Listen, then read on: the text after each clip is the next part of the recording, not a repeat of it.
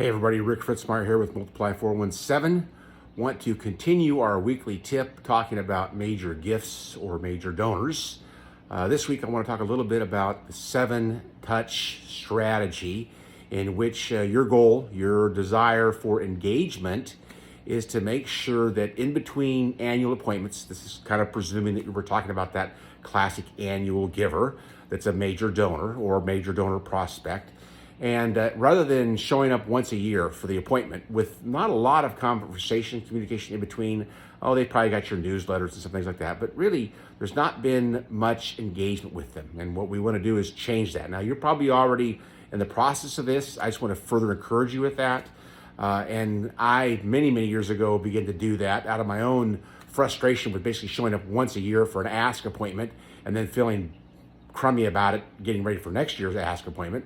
And so I put in place what I called was the 7-touch strategy. And it's pretty simple. It meant that basically every other month between next year's annual appointment, I was going to engage that donor, whether it be a phone call, an email, a text, a messenger, a DM. Kind of depends on their channel and the channels you use best. Obviously, it needs to depend on their channels because it's important to be personal and customized to them. But in the midst of doing those 6 engagements, you're going to find there's kind of a need to prepare yourself, to kind of prepare and think through what might be the best option. Now, last week or 2 weeks ago, actually, when we did part 2 of the 4-part series, we talked about how to tell stories with different aspects of passion, different angles. Not to make the story up, not to make a different story or to tell a story that's not true, but just to reflect the story in a different light that might touch bases in a different kind of passion, in part with trying to match the passion that this donor may have. But now with this 7-touch strategy, this grid, you're going to try to use a variety of other aspects of what do you want to accomplish in those 6 engagements. Obviously, the first one is engage them, and that's kind of the obvious. That's what this is about, is engaging them. But the second one is that you want to empower them. Make them really continue to understand, make them really learn, especially from the emotional side of things, how much they are a part, how much they empower, how much power they give to the ministry because of providing it with its lifeblood, finances. The third aspect of your engagement is you want to enrich their lives, brighten their day, smile, inspire them, motivate them, encourage them. Those are a part of the things that you want to do in these 6 touches. So first 3, again, engage them, empower them, enrich their lives. The next 3, obviously, again, kind of a no-duh, express gratitude. Make sure you're saying thank you profusely. In fact, if you do a survey, which has been done, of donors that gave a year ago, but then chose not to give their second gift the following year, 84% of the folks that did not give a second gift commented on 2 different reasons why. They didn't feel like they knew how their money was being used, and they did not feel like they were thanked. So our 4th E is make sure and express gratitude. Our 5th E is emphasize their impact. Now that's kind of the same as 2, where we talked about empowering them, but now if 2 was empowering them, I wanted you to do that kind of with the emotive side of things, kind of the emotional parts of the story and those things.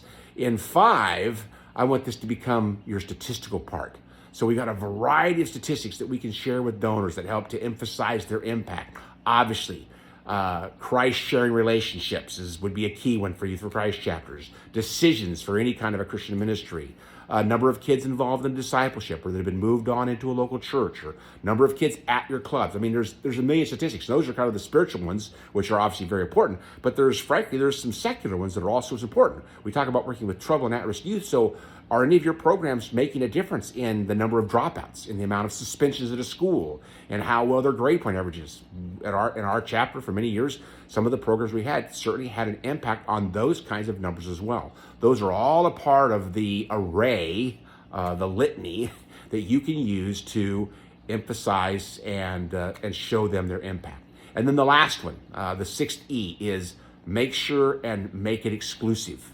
You want this to come across as exclusive content for them. You want this to be about a relationship that you personally have as the executive director or a staff member or the development director. This is their exclusive, special insight into the ministry. And you make it exclusive in part because of how you do make sure and personalize it. You don't just send out a mass email for these 6 times. These are personalized engagement kinds of things that you do with your major donors, major donor prospects, in between the annual Ask appointments. So I hope that gives you some ideas on how to engage the 7-touch strategy. Obviously, there's a lot more to it than that. There's a lot more you can lay out. In fact, I actually did create a grid that I kind of helped lay out in that. If you see the written tip, it'll talk a little bit more about that. If you'd like to know more about the 7-touch strategy or the 6 E's that I use as a part of outlining their engagements, give me a call or drop me an email sometime. Hope this helps. Again, this is Rick Fritzmeyer with Multiply 417. Have a great week.